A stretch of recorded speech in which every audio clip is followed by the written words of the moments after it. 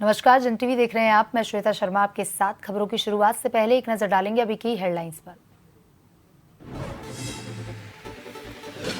देहरादून में सैनिकों का सम्मान समारोह, मुख्यमंत्री पुष्कर सिंह धामी ने की शिरकत। बोले, जवानों के परिजनों के कल्याण के लिए सरकार प्रतिबद्ध।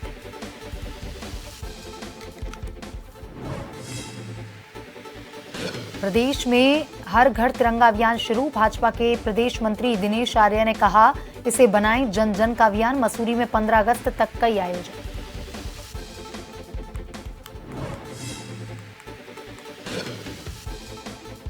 विधानसभा के मानसून सत्र की तैयारियां पूरी। अब तक लगे 495 प्रश्न। उपद्रवियों से क्षति की वसूली विधेयक पर लग सकती है मुहर। कांग्रेस ने अवधि को लेकर उठाई सवाल। जम्मू कश्मीर में उत्तराखंड के लाल का बलिदान। देहरादून में सैन्य सम्मान के साथ अंतिम संस्कार। मंत्री गणेश जोशी ने अर्पित किया पुष्प चक्र। उत्तराखंड में मानसून की रफ्तार फिर तेज। 10 जिलों में भारी बारिश का अलर्ट। हरिद्वार में चिल्ला नदी में उफान।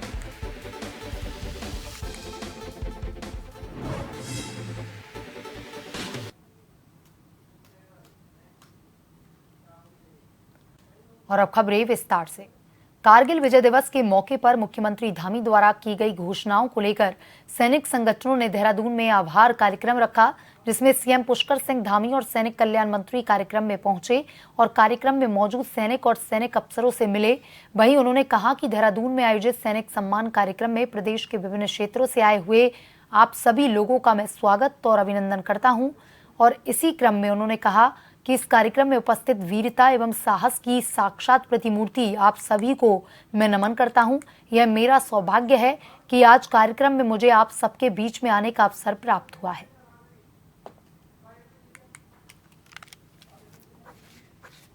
देखिए, हमारा ये देवभूमि के साथ साथ वीरभूमि यानी कि सैनिक बाहुल्य प्रदेश है और हम सभी सैन्य पृष्ठभूमि से आते हैं। सैनिकों का जो कठिनाइयाँ हैं, उनकी चुनौतियाँ हैं, उनके जीवन में होने वाले तमाम प्रकार की जो कठिनाई है उसको हम लोग उसका उत्थान कर सकें, उनको उनके कल्याण के लिए काम कर सकें। ये हमारी प्रतिबद्धता है हमारी सरकार की, जिसको लेकर हमने पिछले दिनों में निर्णय लिए। आने वाले समय में सैनिक कल्याण के हम हर प्रकार के निर्णय लेंगे, क्योंकि सैनिक हमारी सर्वोच्च प्राथमिकता है। हमारे आदरणीय प्रधानमंत्री मोदी जी के प्रधानमंत्री बनने के बाद सैनिकों के 1 रैंक और 1 पेंशन जो कि लंबे समय से रुकी हुई थी, वो सैनिकों को मिलनी प्रारंभ हुई, जिससे यहाँ आर्थिकी के साथ साथ सैनिकों के सम्मान की भी रक्षा हो पाई। निश्चित रूप से जहाँ हमारे प्रधानमंत्री जी अपने सैनिकों के उत्थान के लिए काम कर रहे हैं, सैनिकों के उत्साहवर्धन के लिए कर रहे हैं और हम सैनिक बाहुल्य प्रदेश में उसको तेज गति से आगे बढ़ाएंगे।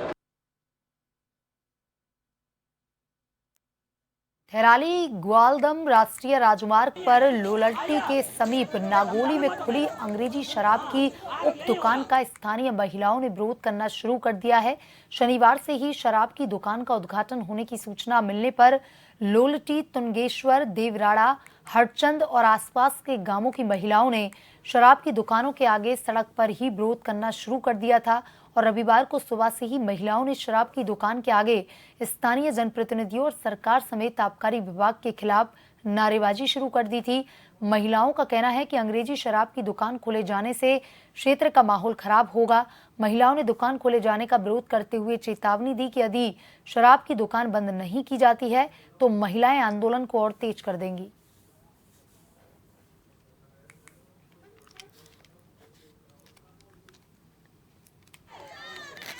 आने वाली समय में बच्चों के लिए और भविष्य में ऐसे छोटे छोटे बच्चों भी बिगड़ जाएंगे और रास्ते में स्कूल भी है, हमारी कॉलेज भी है और सभी बच्चे बिगड़ जाएंगे। यहाँ पर रखिए हम ये विरोध इसलिए कर रहे हैं कि हमें शराब की भट्टी नहीं खोलनी है। दारू की भट्टी पे ध्यान दे रहे हैं, लोगों को इलाज नहीं मिल रहा है। थराली में इतना बड़ा हॉस्पिटल है, ना सोनोग्राफी मशीन है, ना एक्सरे मशीन है। लोगों के बच्चों की डिलीवरी हो रही है, औरतों की कर्णप्रयाग जाने तक, बैजनाथ जाने तक बच्चा मर जा रहा है, कभी औरतें मर जा रहे हैं। उस पर क्यों नहीं ध्यान दे रही? गाँव में भट्टी खोलने का उसका बड़ा ध्यान है उन्हें, क्योंकि उस पर प्रशासन को कमीशन मिलता है, पैसा मिलता है।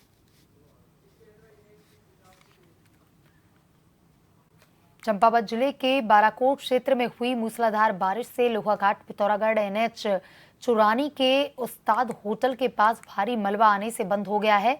NH बंद होने से NH के दोनों ओर वाहनों की लंबी लंबी कतारें लगी हुई हैं तथा सैकड़ों यात्री इसमें फंसे हुए हैं। वहीं मामला SDM लोहाघाट रिंकू विस्ट के संज्ञान में आने पर उन्होंने NH के अधिकारियों को जल्द NH खोलने के निर्देश दिए हैं।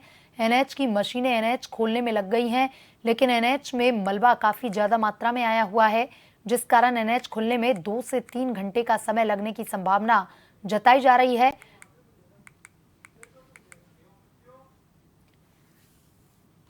उत्तराखंड में विधानसभा का मानसून सत्र 21 अगस्त से 23 अगस्त तक भैराणी-सेन में होगा। इस विधानसभा सत्र में सरकार के दोनों द्वारा करीब आधा दर्जन से अधिक विधेयक लाए जाने की संभावना है। विधानसभा सत्र को लेकर के विधानसभा अध्यक्ष ऋतु खंडूरी ने कहा कि सारी तैयारियां पूरी कर ली गई हैं। साथ ही उन्होंने बताया कि विधानसभा सत्र के लिए अभी तक विधायकों द्वारा 495 प्रश्न लगाए गए हैं।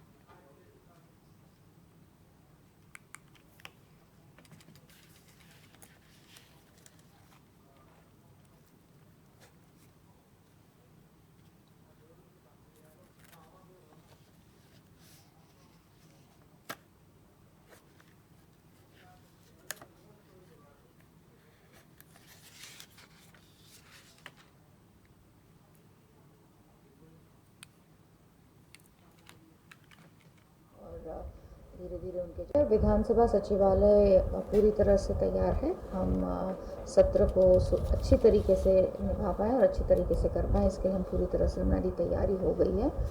अराउंड 495 सवाल अभी हमारे पास पहुँचे हैं और धीरे धीरे उनके जवाब भी आएंगे, तो हम पूरी तरह से तैयार हैं। 21 अगस्त से गीरसेन में शुरू होने वाले विधानसभा के मानसून सत्र की अवधि को लेकर कांग्रेस लगातार सवाल उठा रही है। वहीं अब कांग्रेस के अध्यक्ष करण माहिरा का 3 दिवसीय मानसून सत्र पर कहना है कि सदन में जनहित के करीब 500 सवाल विपक्ष के द्वारा रखे जाएंगे, जिसके लिए इतना समय बेहद कम है। वहीं सत्र को लेकर भाजपा प्रदेश प्रवक्ता विपिन का कहना है कि प्रदेश सरकार उत्तराखंड के विकास के लिए लगातार काम कर रही है। विपक्ष के पास कोई मुद्दा शेष नहीं बचा, इसलिए विपक्ष सत्र की समय सीमा को लेकर के सवाल उठा रहा है।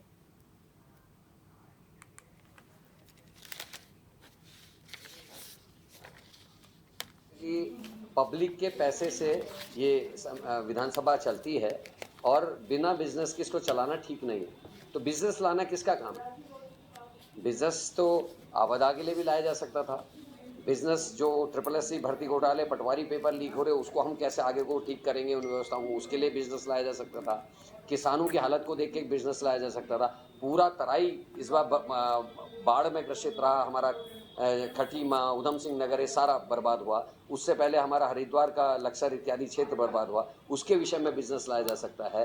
गैरसैंण में सत्र आहूत किया गया है और सत्र में जितना बिजनेस है उसके अकॉर्डिंग ही सत्र के दिन जो है फिक्स किए गए हैं और निश्चित रूप से उत्तराखंड के विकास के लिए, उत्तराखंड के विकास की योजनाओं के लिए जो जो योजनाएं लानी है, जो जो योजनाएं सत्र में प्राथमिकता के आधार पर लानी चाहिए, उन सब पर सरकार उनको लेके आएगी। राज्य विधानसभा का मानसून सत्र 21 अगस्त से ग्रीष्मकालीन राजधानी गीरसेन विधानसभा भवन में आयोजित होगा। 3 दिन तक चलने वाले सत्र पर कांग्रेस प्रतिपक्ष नेता यशपाल आर्य ने सरकार पर मनमानी किए जाने का आरोप लगाया। मंगलोर विधायक काजी निजामुद्दीन के आवास पर पहुंचे नेता प्रतिपक्ष यशपाल आर्य ने प्रेस वार्ता कर कहा कि प्रदेश सरकार सवालों से बचना चाहती है। प्रदेश में बेरोजगारी, रोजगार, आपदा जैसे सैकड़ों सवाल हैं जिनका जवाब सरकार को देना है, लेकिन वह सत्र का समय कम कर सवालों से बचना चाहती है। लेकिन कांग्रेस प्रदेश की समस्या को सदन में जरूर रखेगी।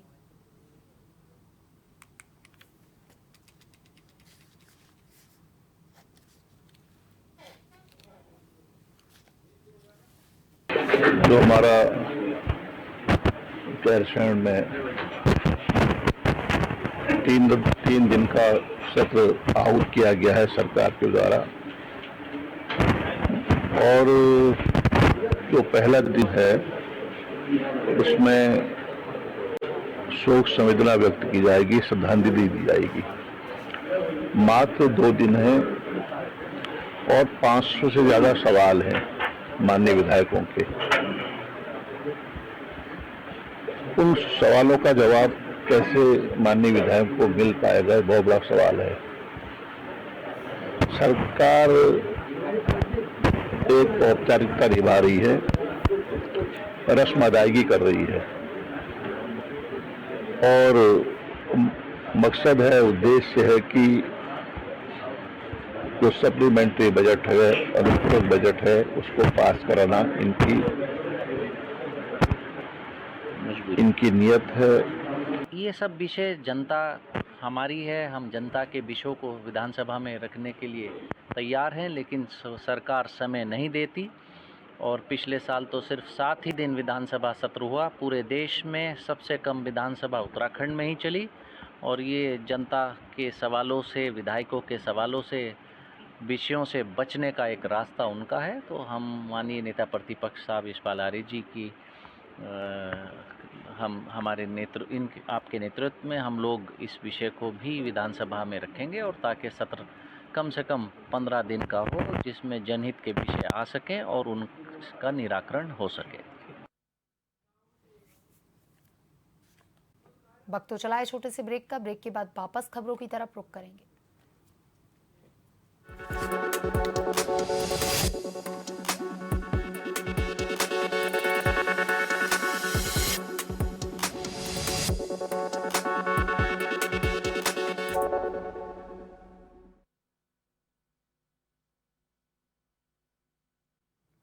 ब्रेक के बाद एक बार फिर से आपका स्वागत है। आइए बढ़ते हैं खबरों की तरफ। मसूरी में हर घर तिरंगा कार्यक्रम को लेकर मसूरी के एक होटल के सभागार में बैठक का आयोजन किया गया। बैठक में भाजपा जिला महामंत्री सकेत नोटियाल और मसूरी भाजपा प्रभारी रत्न सिंह चौहान ने बताया कि 15 अगस्त स्वतंत्रता दिवस के उपलक्ष्य में हर घर तिरंगा कार्यक्रम का आह्वान किया गया है। इस कार्यक्रम के माध्यम से प्रत्येक घर में तिरंगा लगाया जाना है, जिसको लेकर भाजपा के सभी कार्यकर्ता बढ़ चढ़ के प्रतिभाग करेंगे। उन्होंने बताया कि हर घर तिरंगा कार्यक्रम देश के सम्मान में और राष्ट्रीय पर्व के रूप में मनाया जाएगा। हर घर तिरंगा कार्यक्रम में युवा मोर्चे के द्वारा 13 अगस्त को मसूरी में तिरंगा यात्रा निकाली जाएगी। 11 अगस्त से 13 अगस्त तक तिरंगा वितरण का कार्यक्रम रहेगा। 12 अगस्त से 14 अगस्त को महापुरुषों की प्रतिमाओं पर स्वच्छता कार्यक्रम किए जाएंगे।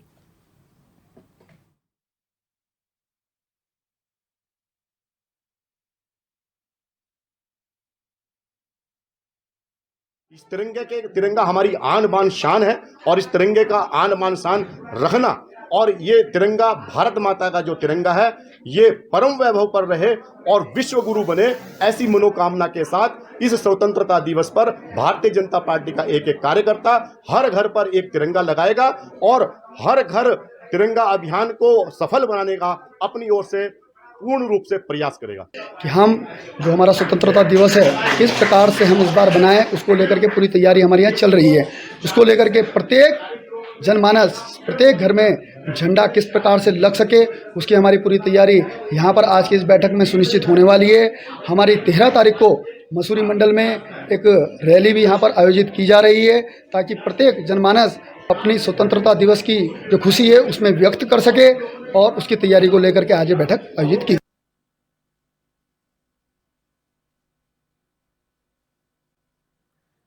सूबे के सैनिक कल्याण मंत्री ने देहरादून में शिमला बाईपास स्थित नया गांव में जम्मू कश्मीर में 17वीं बटालियन गढ़वाल राइफल्स में तैनात हवलदार दीपेंद्र कंडारी के आकस्मिक निधन पर उनकी अंतिम यात्रा में सम्मिलित होकर उन्हें पुष्पचक्र अर्पित कर अपनी और प्रदेश के मुख्यमंत्री पुष्कर सिंह धामी की ओर से श्रद्धांजलि दी। इस दौरान सैनिक कल्याण मंत्री ने कहा कि मैं स्वयं भी 17वीं गढ़वाल राइफल्स का जवान था।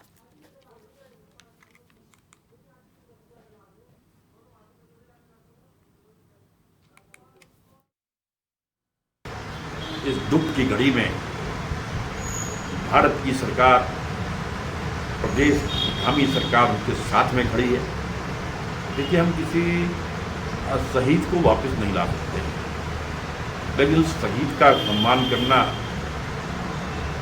उसकी विद्या का व्याख्यान करना, उसकी यादों को जिंदा रखना और देशवासी का कर्तव्य। और हमारी दिल्ली की सरकार हो, चाहे प्रदेश की सरकार हो, पूरी ईमानदारी से काम कर रही है और शासन द्वारा अनुमन्य जो हमारी घोषणाएं उसके अनुरूप जो परिवार मांग करेगा उसको हम पूरा करेंगे। ये हमारी सरकार का संकल्प है और मैं उस महान नायक को अपने श्रद्धा से अर्पित करता हूँ, नमन करता हूँ, प्रणाम।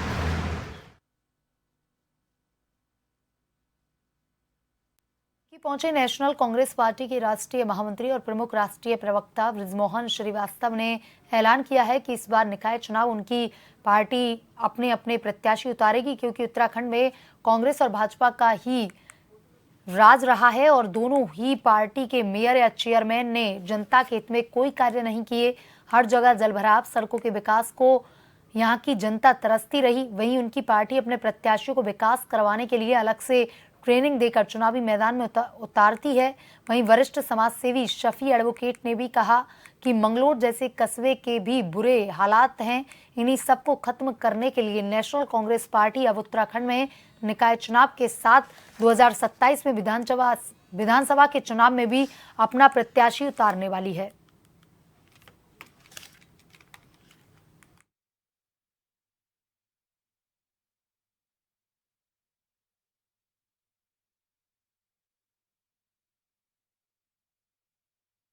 हम लोगों का जो उत्तराखंड को लेकर जो हमारा प्रयास है, उत्तराखंड में हमारी पार्टी की पहले से प्रदेश स्तर पर संगठन है जो काम कर रहा है, लेकिन अभी जिले स्तर पे हम लोगों ने अपने संगठन को उतना मजबूत नहीं किया है।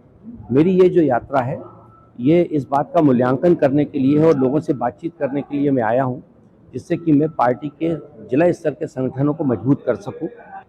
हमारे महोदय से बात हुई कि एनसीपी की है कि यहाँ पार्टी को बढ़ाना चाहते हैं और एनसीपी पार्टी के को खड़ा करके यहाँ नगर निकाय चुनाव में, नगर निगम के चुनाव में एनसीपी पार्टी के कार्यकर्ताओं को खड़ा करके एक संगठन बनाना चाहते हैं, ताकि एनसीपी पार्टी के जो कैंडिडेट जीत के आए और वो महाराष्ट्र में, जैसे इन्होंने बताया है, महाराष्ट्र में जैसे नगर निगमों में और नगर पालिकाओं में कार्य होते हैं, ऐसे ही कार्य यहाँ साफ, स्वच्छता और सही ईमानदारी के तरीके से हों। और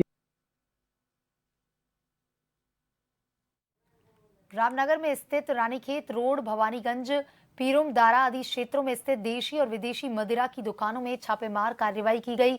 इस दौरान छापेमार कार्रवाई में रामनगर उप जिलाधिकारी राहुल शाह, तहसीलदार कुलदीप पांडे, आबकारी निरीक्षक उमेश पाल सहित अन्य अधिकारी मौजूद थे। इस दौरान टीम को लगभग सभी दुकानों में ओवर रेटिंग की शिकायतें सही मिली थी। प्रत्यक्ष तौर पर भी टीम ने ओवर रेट में शराब बेचते हुए सेल्समैन को पकड़ा। साथ ही दुकानों के निरीक्षण के दौरान ओवर रेटिंग, विलिंग मशीन खराब, दुकानों के बाहर रेट लिस्ट चस्पा का नहीं मिलना और सीसीटीवी चालू हालत में नहीं पाए गए। टीम द्वारा भविष्य के लिए सभी को हिदायत दी गई है कि कमियों को दूर कर व्यवस्थाओं को दुरुस्त किया जाए। साथ ही शराब की दुकानों में स्टॉक रजिस्टर भी सही नहीं पाए गए।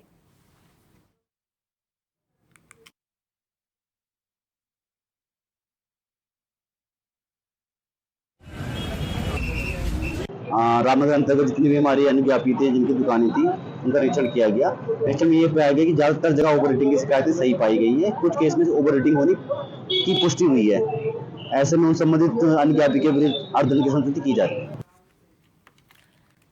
भारत चीन सीमा से लगे नीलांग और जादोंग गांव में बीएसएनएल की मोबाइल टावर सेवा का काम 50% पूरा हो गया है। बीएसएनएल सेवा शुरू होने से सेना, आईटीबीपी सहित वीआरओ के जवानों और मजदूरों को इसका लाभ मिलेगा।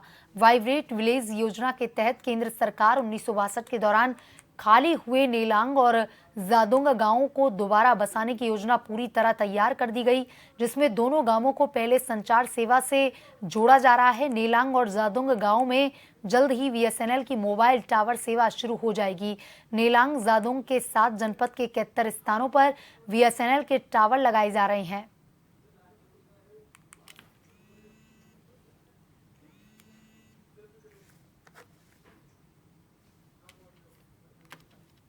जो बीएसएनएल की एक योजना थी 4G सेवा, जिसमें हम कनेक्टेड नहीं थे, जो गांव के जो एरिया थे और जो जहाँ भी कनेक्टिविटी नहीं थी, वो चिन्हित करके हमने 72 साइट उनको बीएसएनएल को दी थी।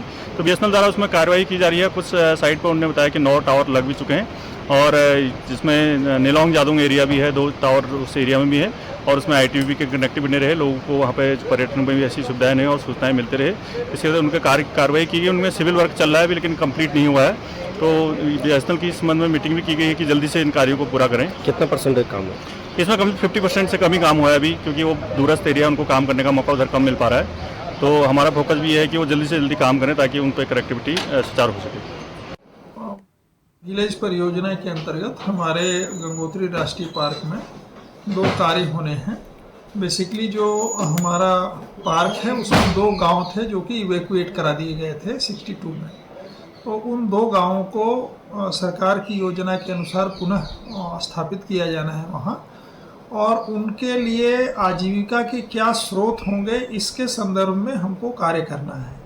तो उस संबंध में जो हमारे कार्य हो रहे हैं उसमें बेसिकली जो है टूरिज्म की गतिविधियों को बढ़ावा दे करके हम उनको कैसे सशक्त बना सकते हैं, इसके लिए हमने परियोजना सबमिट किया है भारत सरकार को। और उसमें जो परियोजनाएं हैं उसमें मुख्य रूप से जो हमारा टूरिज्म है उसको कैसे हम वहाँ बढ़ाएंगे, तो उसके लिए ट्रैकिंग रूट्स का निर्माण है। बुलेटिन में अभी तक के लिए इतना ही। बने रहिए जन टीवी के साथ। नमस्कार।